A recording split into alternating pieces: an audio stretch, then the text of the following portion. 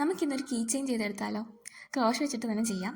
ആദ്യം ഞാൻ വിചാരിച്ചത് ഒരു ചെറി ചെയ്യാമെന്നാണ് വിചാരിച്ചത്. പക്ഷേ റെഡ് കളറാണ്, അധികം ഇല്ലായിരുന്നു. എന്തായാലും ഫുള്ള് കംപ്ലീറ്റ് ചെയ്യാൻ പറ്റില്ല, അതിന് മുമ്പേ അത് കഴിയും. അതുകൊണ്ട് ഞാൻ വിചാരിച്ചു ഈ ഒരു ബ്ലൂ തന്നെ വെച്ച് ചെയ്യാം. അത് മാത്രമല്ല വേറൊരു കാര്യം കൂടി ഉണ്ട്. അതും കൂടെ കൊണ്ടാണ് ഞാൻ ഈ ബ്ലൂ കളർ സെലക്ട് ചെയ്തത്. ബ്ലൂ കളർ വെച്ചിട്ട് ഞാൻ ഒരു ഫ്ലവർ പോലെയാണ് ചെയ്തേക്കുന്നത്.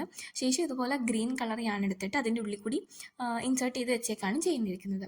ഇതെൻ്റെ കയ്യിൽ മുമ്പുണ്ടായിരുന്ന ചെയിനാണ്, കുറേ നാൾ മുമ്പ് ഉണ്ടായിരുന്നതാണ്. ഞാനിപ്പോൾ അതങ്ങനെ ഉപയോഗിക്കുകയൊന്നുമില്ല.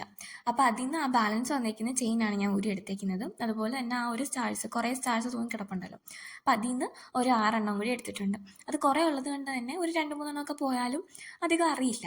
എന്നിട്ട് ഈ ഒരു ചെയിനിലേക്ക് ഞാൻ ഒരു ഗ്യാപ്പ് വിട്ടിട്ട് അതും കൂടി ഞാൻ കോർത്ത് കൊടുത്തിട്ടുണ്ട്. ഇനി നമുക്ക് ഇതിലേക്ക് വേണ്ടത് ഇതുപോലത്തെ ഒരു പീസ് തുണിയാണ്. ഞാൻ ഇവിടെ നമ്മുടെ വീട്ടിലുണ്ടായിരുന്ന തുണി തന്നെ ഇതുപോലെ കട്ട് ചെയ്തെടുത്തിട്ട് അതിൻ്റെ അറ്റമൊക്കെ ഒന്ന് ഉരുക്കി കൊടുത്തേക്കാണ് ചെയ്തേക്കുന്നത്. അല്ലെങ്കിൽ നമ്മുടെ നൂലിങ്ങനെ വിട്ട് പോകും. അതുകൊണ്ട് ഞാൻ ഒന്ന് ഉരുക്കി കൊടുത്തിട്ടുണ്ട്. ഇപ്പം നിങ്ങളുടെ കയ്യിൽ സാറ്റിൻ റിബണൊക്കെ ഉണ്ടെങ്കിൽ അതെടുക്കുന്നതായിരിക്കും നല്ലത്. എൻ്റെ റിബൺ ഇല്ലാത്തത് കൊണ്ട് ഇതുപോലെ കഷ്ടപ്പെട്ടൊക്കെ ചെയ്യേണ്ടി വരുന്നു. എന്നിട്ട് ഈ ഒരു പീസ് തുണി കൊണ്ട് ഞാൻ ഇവിടെ ഒരു ബോയാണ് ചെയ്തെടുത്തേക്കുന്നത്.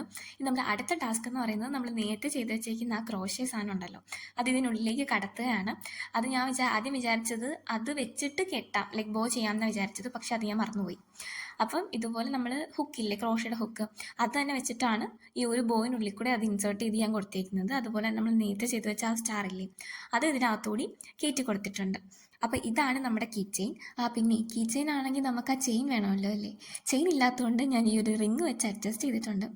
അപ്പോൾ ഇതാണ് നമ്മൾ ചെയ്തുകൊണ്ടിരുന്നത്.